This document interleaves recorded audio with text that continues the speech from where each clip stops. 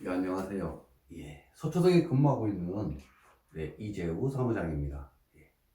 오늘은 부모님 상속에 대해서 말씀드리겠습니다. 우리는 이 부모님한테 증여를 받았다고 얘기합니다. 또는 부모님한테 상속을 받았다고 얘기합니다. 그러나 우리 민법에서는 부모님 상속이라는 것은 없습니다. 아버지한테 받으면 아버지한테 받은 거고, 어머니한테 받았으면 어머니한테 받은 겁니다. 그런데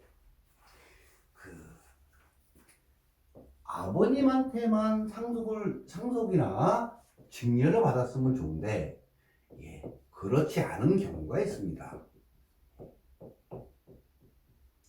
일남은 아버님한테 증여를 받았습니다. 그리고 일녀도 증여를 받았습니다. 물론 이 증여액을 보면 일남이 훨씬 많습니다. 3년은 아무것도 받지 못했습니다. 자, 그런데 또 일남은 어머니한테 증여를 받았습니다. 그리고 나서 아버님이 돌아가시고 어머니가 돌아가시는 순차 상속이 일어납니다. 이런 경우에 유류분 반환 청구권을 어떻게 행사해야 될지, 누가 원고가 되고 누가 피고가 될지를 정해서 소송을 제기해야만 합니다. 자, 보시면 아버님을 기준으로 봤을 때, 아버님이 사망했을 때 상속인은 어머니와 일남, 일녀, 이녀가 있습니다. 이때 일녀의 상속분은 9분의 2이기 때문에 그거의 절반인 유류분은 9분의 1이 되고, 어머니는 18분의 3의 유류분을 갖고 이녀도 9분의 1의 유류분을 갖습니다. 이때 이녀는 어떤 재산도 받지 못했기 때문에 일남과 일녀를 상대로 유류분 반환 청구권을 행사할 수 있습니다. 그런데 어머니가 18분의 3의 유류분을 갖고 있었는데 1년 안에 사망을 하십니다. 그러면 어머니의 유류분이 다시 이렇게 상속이 됩니다. 18분의 1씩. 그래서 이녀 같은 경우는 전체적으로 18분의 3의 유류분을 갖게 됩니다. 자, 1년은 아버님한테 증여를 받은 특별 수익자, 즉 유류분 반환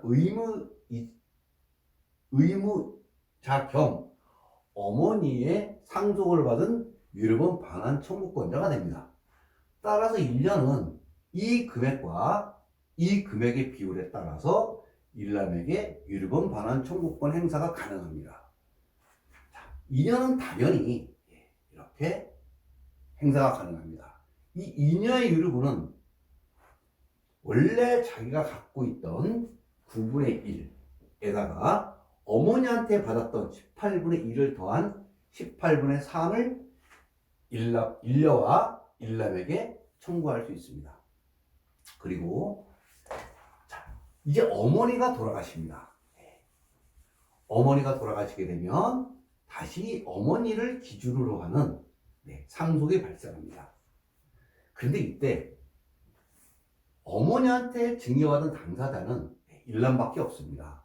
따라서 일녀와 일녀는 각 6분의 1의 유류분으로 이렇게 일남에게 유류분 반환 청구를 할 수 있습니다. 이거에 대해서는 이론의 여지가 없습니다. 따라서 소송을 하게 되면 이녀는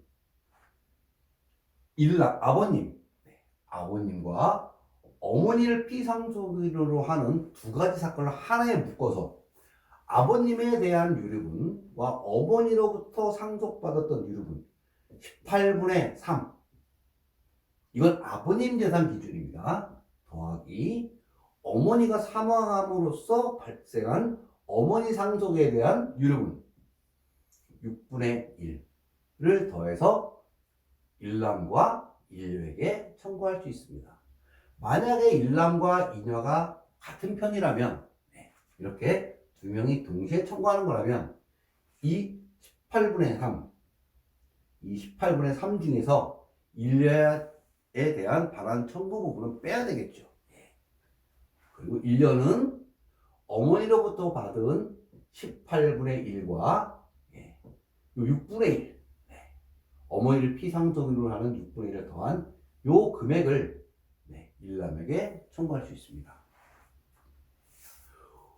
오늘은 그 아버님과 어머니가 순차적으로 사망했을 경우에, 그런 경우에 그 나머지 상속인들, 아버님으로부터 증여받은 상속인과 아버님과 어머니로부터 어떤 재산도 증여받지 못한 상속인, 이 두 명이 어떻게 유류분 반환 청구를 하고 그 대상을 어떻게 잡아야 되는지에 대해서 말씀드렸습니다. 자, 그러면 정리해드리면